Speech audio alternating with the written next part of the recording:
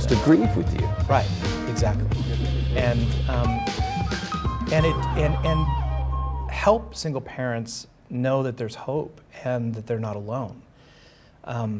So many single parent friends that I have, I can tell, because we lead these support groups around the country now, one of the number one things that they talk about is, I just don't know where I fit anymore, and I just don't feel seen. And the thing that they come out of the Solo Parent Society group feeling is like, I found my people. I can just kind of put my guard down. I can just show my need. I can, we started the Solo Parent Society group at our church here in Nashville, and within the first week we were at full capacity.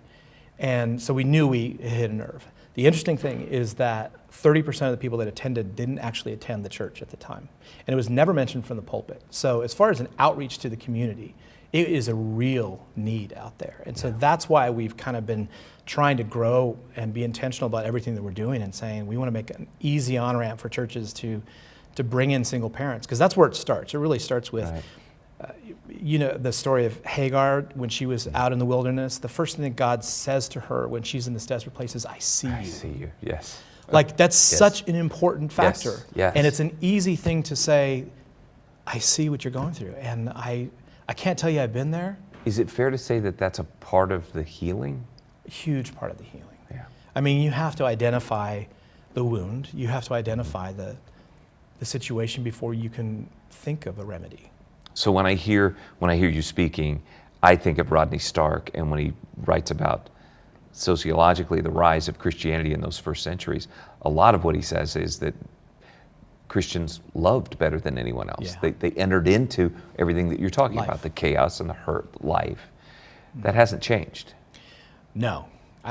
Yes, you're right. I think that is the key. It is really entering into life with people and not thinking that you have to have a strategy, have all the solutions laid out before you get into life with somebody.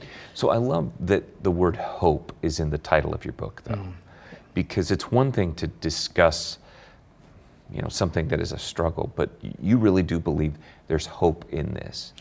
Not only do I think there's hope for a single parent, I think that there is wholehearted transformation that is available and optimized in that solo season.